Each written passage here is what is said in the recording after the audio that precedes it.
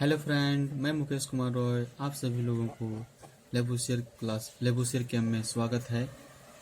मैं आज आप सभी लोगों को साइंस से रिलेटेड, साइंस के बारे में, साइंस को कैसे कैसे डिवाइड किया गया है, साइंस कितने प्रकार का होता है उसके बारे में बताने वाला हूँ। ठीक है, तो आज मेरा स्टार्टिंग क्लास है। प्लीज़ वीडियो को शेयर करें, सब्सक्राइब करें और कमेंट तथा लाइक ज़रूर करें, ताकि मैं आप सभी लोगों के बीच अच्छे से अच्छा तरीके से video chemistry related, science related ला सकूं। तो आज का जो वीडियो है वो व्हाट इज साइंस, साइंस आखिर होता है क्या, उसके बारे में बताना चाह रहा हूँ। ऐसे तो मेरा मेन मकसद है केमिस्ट्री का टॉपिक में पूरा ख़त्म करना चाहता हूँ। इस चैनल में मैं आप लोगों को केमिस्ट्री का 11th और 12th क्लासेस स्टेट बोर्ड और सीबीएसई बोर्ड एंड नीट और जेई का क्लास में करवाऊंगा। ठीक है, तो आप लोग इस चैनल को सब्सक्राइब करें और सब्सक्राइब करने के साथ आइकॉन का जो बटन होता है उसको भी प्रेस करके रखें, ताकि मैं जब भी आप लोगों को मतलब केमिस्ट्री का टॉपिक या तो केमिस्ट्री का चैप्टर स्टार्ट करूं तो आप लोग को नोटिफिकेशन पहुंच जाए। और आप सभी लोग चैनल को सब्सक्राइब करके रखें तो आप लोग को नोटिफिकेशन पहुंच जाए और आप लोग मेरी वीडियो को जल्द से जल्द, सबसे पहले आप लोग जल्द से जल्द एंड सबसे पहले देख सकें। तो मैं आप लोगों को जो साइंस का जो पहला चीज जो होता है कि सब्जेक्ट से होता है बहुत सारा, तो सब्जेक्ट एक साइंस है, साइंस का एक सब्जेक्ट है, उसके बारे में बता दूं आखिर साइंस का मतलब क्या होता है। तो SCIENC,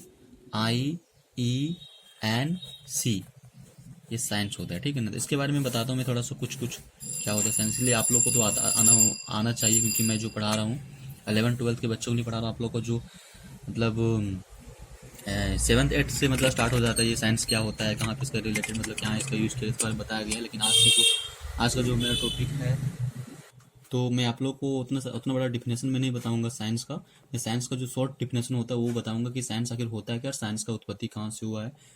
ठीक है, तो आप लोग जानते हैं कि साइंस जो होता है, साइंस का मीनिंग क्या होता है, थोड़ा बताता हूँ मैं साइंस का डिफरेंस थोड़ा सा। तो बोलते हैं साइंस बोलता है कि द सिस्टमेटिक नॉलेज, ठीक है, वह सिस्टमेटिक नॉलेज बोलता है ये, दी सिस्टमैटिक नॉलेज। ठीक है, क्या बोलता है, दी सिस्टमैटिक। सिस्टमैटिक नॉलेज का मतलब माने क्रमबद्ध जो ज्ञान होता है, सिस्टमैटिक नॉलेज। ठीक है, जो हमको प्राप्त हुआ है, जो प्राप्त हुआ है हमको कहाँ से, विच ऑब्टेन्ड थ्रू ऑब्जर्वेशन। हम सब बताऊंगा यहाँ से क्या क्या वर्ड जो आ रहा है इसके बारे में, सब चीज़ के बारे में बताऊंगा। आप लोग बस वीडियो को ध्यान से देखें और समझने की कोशिश करें, मैं सब चीज़ बताऊंगा आप लोगों को इस चीज़ के बारे में। ठीक है, देखिए यहाँ पर बोल रहा है ना कि साइंस आखिर होता है क्या। इसका तो डिफिनेशन बहुत लंबा चौड़ा होता है, मतलब डिफिनेशन बहुत अलग अलग टाइप का होता है, लेकिन जो मैं शॉर्ट फॉर्म में बताने की कोशिश कर रहा हूँ, आप लोगों को समझाने की चेष्टा कर रहा हूँ। अगर साइंस का डिफिनेशन आप लोग देखना चाहिएगा तो बहुत सारा मिल जाएगा हर जगह आप लोगों को। लेकिन मेरा जो मकसद है कि साइंस का मतलब क्या होता है, मैं समझाने की कोशिश करना आप लोग कि साइंस आखिर होता क्या। ठीक है ना, तो सिस्टमेटिक नॉलेज के बारे में मैंने बताया। नॉलेज के बारे में आप लोग जानते हैं कि नॉलेज क्या होता है, कि जो मतलब ज्ञान जिसको हम लोग बोलते हैं, इसका मतलब सिस्टमेटिक नॉलेज का मतलब ये होता है कि मतलब क्रमबद्ध ज्ञान होता है जो हमको कहाँ से प्राप्त होता है। वह क्रमबद्ध ज्ञान जो हम लोग प्राप्त कहाँ से होता है, ऑब्जर्वेशन से और एक्सपेरिमेंट से।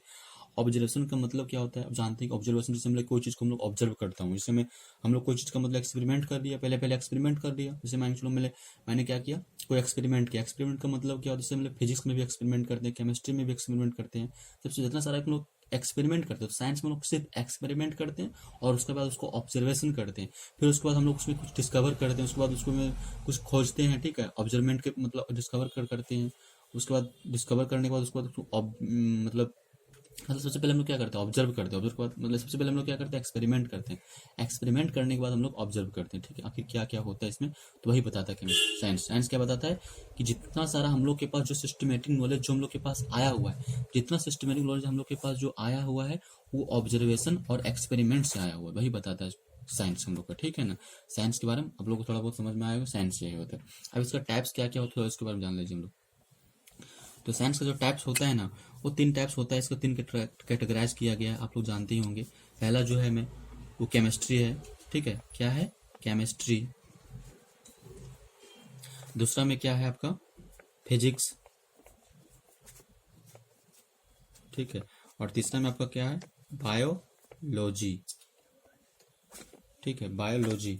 तो आप लोग हम जो इसमें पढ़ाने वाले हैं उसमें केमिस्ट्री पढ़ाऊंगा, फिजिक्स आप लोग मैं इसमें नहीं पढ़ाऊंगा, लेकिन फिजिक्स आप लोग दूसरा जगह कहीं पे पढ़ लीजिएगा। बायोलॉजी में नहीं पढ़ाऊंगा, सिर्फ मेरा जो टॉपिक रहेगा वो केमिस्ट्री रहेगा। ठीक है, तो आप लोग को जो मैं स्टार्ट करने वाला हूँ, केमिस्ट्री स्टार्ट करूंगा किसका, 11th and 12th। 11th and 12th को मैं यहाँ पढ़ाने वाला हूँ, 11th एंड 12th को, उसके साथ जेई, ठीक है, and NEET, JEE and NEET को भी पढ़ाऊंगा मैं इसके साथ। जो अब बच्चे 11th 12th पढ़ता होगा जेई नीट के बारे में 100% पता होगा। यदि आप लोग को जेई नीट के बारे में नहीं पता होगा तो हम लोग हमको कमेंट करके बताएं कि आखिर सर जेई और नीट क्या होता है, उसके बारे में अलग से वीडियो बनाकर आप लोग को मैं बना के मैं बता दूंगा, ठीक है। तो आप लोग को जो मैं केमिस्ट्री का 11th और 12th में पढ़ाने वाला हूँ, ठीक है ना, केमिस्ट्री का 11th 12th, उसका जेई और नीट पढ़ाऊंगा मैं, ठीक है। यानी इसमें जितना सारा स्टेट बोर्ड का जो एग्जाम होता है ना, स्टेट बोर्ड में जैसे हो गया बहुत सारा स्टेट बोर्ड में स्टेट जो एग्जाम लेती है केमिस्ट्री, अपना अपना सब स्टेट अपना अलग अलग एग्जाम लेती है, उसके बारे में वहाँ से पढ़ाऊंगा। और सीबीएसई जो होता है उसको भी मैं यहीं से कवर कर दूंगा, ठीक है। तो आप लोग मेरे चैनल के साथ बने रहें और मतलब इस चैनल पे अच्छा से, मतलब इस चैनल को अच्छे से शेयर करें और दूर दराज तक उसको शेयर करें, उसके साथ सब्सक्राइब करके जरूर से जरूर रखें। सब्सक्राइब करने के साथ आपको जो नोटिफिकेशन का आइकॉन का बटन उसको भी जरूर से दबा के रखें। तो मैं अब केमिस्ट्री की ओर चल पढ़ता हूँ। आप लोग को साइंस के बारे में पढ़ाई समझ में आएगा कि साइंस क्या होता है, जो सिस्टमेटिक नॉलेज मतलब प्राप्त जो हमको होता है ऑब्जर्वेशन और एक्सपेरिमेंट से, उसी को हम लोग बोल देंगे साइंस, ठीक है। तो आप लोग साइंस का ऐसे बहुत सारे फील्ड में इसका यूज होता है, ठीक है। आप लोग जानते होंगे साइंस का क्या होता है, हर चीज़ के अगर आप लोग मोबाइल में बैठ के देख रहे होंगे तो मोबाइल में जो इतना सारा एक्सपेरिमेंट मैंने जितना सारा इंस्ट्रूमेंट उसमें लगाया गया वो सब साइंस का ही कमाल है, उसमें साइंस का ही यूज किया गया है। आपके घर में जितना सारा मतलब कोई भी प्रकार का सोल्यूशन वगैरह बना होगा, जो आप दवा पी रहे हो, वो भी साइंस का ही मतलब कयामत और साइंस का ही मतलब उसमें एक्सपेरिमेंट है, ठीक है, तभी बनाया गया दवा। जितना सारा चीज़ आप लोग देखते हैं अपने आसपास में सब साइंस का यूज है, ठीक है। तो मैं जो स्टार्ट करूंगा आज का टॉपिक में केमिस्ट्री के बारे में बताऊंगा आप लोग, ठीक है। केमिस्ट्री आखिर होता है क्या, तो केमिस्ट्री ऐसे बोला जाता है कि ब्रांच ऑफ साइंस, ठीक है, ब्रांच ऑफ साइंस बोला जाता है केमिस्ट्री के बारे में, आप लोग जान जाइएगा केमिस्ट्री किसको बोलते हैं, इस केमिस्ट्री को हम रिलेट कर रहा हूँ, ठीक है। तो केमिस्ट्री जो होता है ना वो ब्रांच ऑफ साइंस के बारे में, मतलब साइंस का वह ब्रांच होता है जो हम लोग को डील करवाता है, किसके बारे में डील करवाता है, तो हम लोग को कंपोजिशन के बारे में डील करवाता है, ठीक है। किसके बारे में डील करवाता है, कंपोजिशन के बारे में डील कराता है, ठीक है। कंपोजिशन बताएंगे क्या होता है, उसके बाद प्रॉपर्टीज के बारे में डील कराता है, प्रॉपर्टीज, ठीक, कंपोजिशन प्रॉपर्टीज एंड, ठीक है, एंड क्या डील कराता है, स्ट्रक्चर, ठीक है, स्ट्रक्चर, ठीक, स्ट्रक्चर ऑफ मैटर, ठीक है। आप समझिए पहले कंपोजिशन का मतलब क्या होता है, हम लोग जो नहीं मिलाते हैं, मतलब किसी को कंपोजिट मतलब कंपोजिशन करते हैं, मतलब कंपोजिशन का मतलब है कि कोई चीज को हम लोग जब मिलाते हैं ना तो उसको हम लोग कंपोजिशन बोलते हैं। प्रॉपर्टीज का मतलब उसका गुण धर्म होता है। स्ट्रक्चर का मतलब होता है उसका बनावट, उसका ढांचागत, उसका संरचना क्या है ऑफ मैटर, माने मैटर का जो है उसका स्ट्रक्चर क्या होगा, उसका प्रॉपर्टीज क्या होगा, उसका कंपोजिशन क्या होगा, ठीक है, इसी के बारे में बताता है केमिस्ट्री। उसके बाद इसके साथ साथ में क्या बताता है, एंड, उसके बाद क्या बताता है, एंड चेंजेज। जब हम लोग कंपोजिशन करेंगे, ठीक है, उसका प्रॉपर्टीज पढ़ेंगे, उसका स्ट्रक्चर पढ़ेंगे, तो उसके साथ उसका चेंजेस भी होता है, माने उसके साथ में उसका कुछ चेंजेस होता है।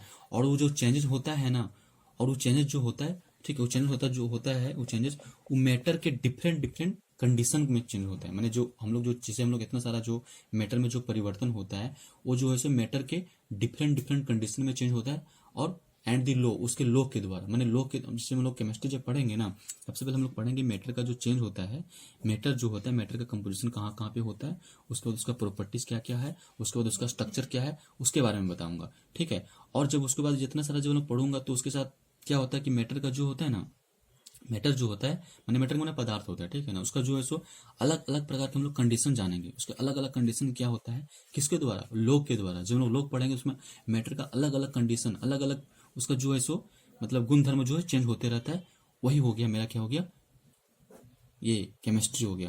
तो हम लोग चलते हैं डिफिनेशन की ओर बढ़ता हूँ, इसका डिफिनेशन आखिर क्या बोलता है, मैं बारीकी से आप लोग को पढ़ाऊंगा, अच्छे तरीके से आप लोग समझने की कोशिश कीजिएगा, ठीक है। तो डिफिनेशन लोग जो मैं बताया वही डिफिनेशन में दिखा रहा हूँ आप लोग को, ठीक है।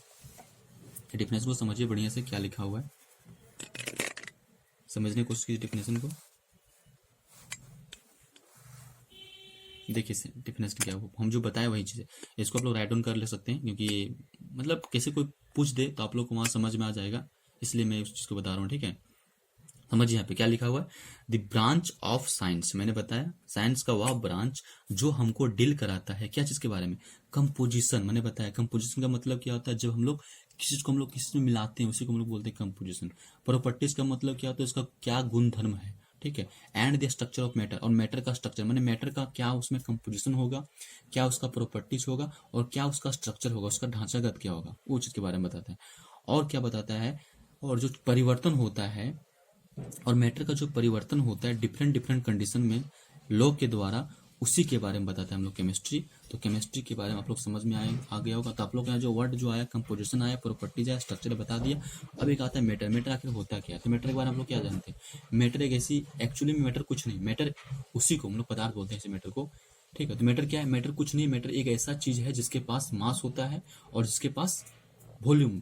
ठीक है, जिसके पास मास होगा, जिसके पास मास होगा, जिसके पास मास होगा वो 100% आपके, जिसके पास मास होगा वो 100% जो है ना, वो स्पेस को ऑक्यूपाई करेगा, माने स्पेस को रखेगा। आप सपोज दैट किसी चीज को भी, आपके पास जो पेन होगा या तो मोबाइल होगा, उसके पास कुछ ना कुछ मास होगा, 2 ग्राम, 3 ग्राम, 4 ग्राम। अब जिसके पास मास होता है 100%, उसके पास क्या होता है? स्पेस होता है, मैंने उसके वो जो है कुछ ना कुछ स्पेस को लेगा। यही बताता है क्या? मैटर। तो मैटर का मतलब समझ लीजिएगा कि आपके आसपास जितना सारा चीज दिखाई देता होगा, उसके पास कुछ ना कुछ मास होगा, और जब उसके पास मास होगा तो कुछ ना कुछ वो स्पेस को ऑक्यूपाई करेगा, और जब स्पेस ऑक्यूपाई करेगा तो समझ लीजिएगा कि वो क्या है? मैटर है। तो मैटर का मतलब समझ हो गया। ऐसे मैटर को हिंदी जो होता है वो पदार्थ होता है। मतलब आपके पास जो भी सारा चीज है, जो भी चीज आपके पास है, उसके पास जो भी चीज है वो स्पेस रखेगा, और जब स्पेस रखेगा कब? जब उसके पास मास रहेगा। जिसके पास मास होता है वो स्पेस रखता है, जब स्पेस रखेगा तो 100% क्या लाएगा? मैटर। अब हम लोग जो है ना मैटर को क्लासीफाइड करते हैं। ठीक है, क्योंकि केमिस्ट्री जब हम लोग पढ़े तो सबसे पहला जो बढ़िया जो वर्ड जो आया था ना, मैटर आया था। हम लोग मैटर के बारे में, केमिस्ट्री के बारे में डिटेल की कि मैटर का प्रॉपर्टीज क्या होता है, उसका कंपोजिशन क्या होता है, उसका स्ट्रक्चर क्या होता है। ठीक है, और उसके बाद जिसको इसमें जब चेंज होगा तो कौन सी लॉ के द्वारा होगा, उसके बारे में हम लोग पढ़े। तो उसी चीज को हम लोग मैटर को यहाँ पर डिस्क्राइब करूंगा, और मैटर क्या क्या होता है उसको क्लासीफाइड करूंगा, और उसके बाद मैं उसको डिफिनेशन देखूंगा। पहले मैं क्लासीफाइड करता हूँ, उसको उसका डिफिनेशन देखता हूँ। ठीक है, तो मैटर के बारे में देखते हैं हम लोग। देखिए यहाँ पर जो मैंने बताया वही है, anything that has mass and occupy, मैंने जो भी आप लोग के पास चीज है, ठीक है, उसके पास कुछ ना कुछ मास होगा, और जब मास होगा तो क्या करेगा? ठीक, तो मैंने बताया क्या? Anything that has mass and occupy space, उसको हम लोग मैटर कहेंगे। तो मैटर आप लोग अच्छे तरीके से समझ में आएगा, क्योंकि मैटर को मैंने इसलिए बताया ना कि केमिस्ट्री जब मैं स्टार्ट किया तो मैटर का वर्ड आया था। तो मैटर आप लोग अच्छे तरीके से समझ में आएगा, तो केमिस्ट्री भी आप लोग को अच्छे से समझ में आएगा। ठीक है, तो चलता हूँ। अच्छा, मैटर का टाइप्स कितना उतना होता है देखता हूँ मैं। तो मैटर का टाइप्स जो होता है वो हम लोग बेसिस क्लासीफाइड करूंगा कंपोजिशन के आधार पर। जैसे मैंने कंपोजिशन लोग पढ़े ना, तो उसके आधार पर हम लोग, कंपोजिशन के आधार पर हम लोग जो है ना वो मैटर को क्लासीफाइड करूंगा। तो मैटर को जो हम लोग क्लासीफाइड करूंगा ना, मैटर को, इसका जो प्रकार जो होता है, बहुत सारा प्रकार होता है, मतलब आप देखते जाइएगा बढ़िया से। ठीक है, पहला इसका जो होता है फिजिकल क्लासिफिकेशन होता है, दूसरा होता है केमिकल क्लासिफिकेशन। आप लोग फिजिकल से बहुत अच्छे से अवगत होकर केमिकल से भी बहुत अच्छे से अवगत होंगे। एक होता है फिजिकल रिएक्शन, एक होता है केमिकल रिएक्शन। फिजिकल रिएक्शन का मतलब क्या होता है? भौतिकी वाला जो प्रतिक्रिया, एक होता है रसायन प्रतिक्रिया। तो भौतिक प्रकृति आप लोग जब पढ़े थे बहुत अच्छे से पढ़े होंगे, 9th जो भी है 9th 10th में पढ़े होंगे भौतिक। तो फिजिकल, तो फिजिकल का मतलब क्या होता है? वैसे प्रोसेस जिसको हम लोग दोबारा प्राप्त नहीं कर सकते हैं, जिसको हम लोग दोबारा प्राप्त कर सकते हैं उसको फिजिकल प्रोसेस कहते हैं, और जिसको हम लोग दोबारा प्राप्त नहीं कर सकते उसको हम लोग केमिकली कर सकते हैं। माने इसमें केमिकली रिएक्शन होता है, बट इसमें जो फिजिकल में केमिकली रिएक्शन नहीं होता है। ठीक है ना, क्योंकि इसको हम लोग फिर से प्राप्त नहीं कर सकते हैं। इसका बहुत सारा एग्जांपल आप लोग देखे होंगे, जैसे दूध से दही को जमाना, ये केमिकल, उसमें केमिकल प्रोसेस होता है।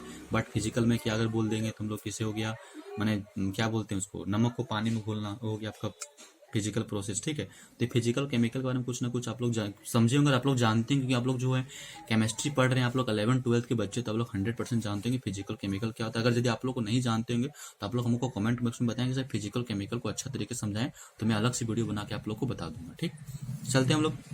तो हम लोग पहले फिजिकल देखते हैं, फिजिकल क्लासिफिकेशन आखिर होता है क्या। ठीक है, तो फिजिकल क्लासिफिकेशन क्या होता है देखते हैं।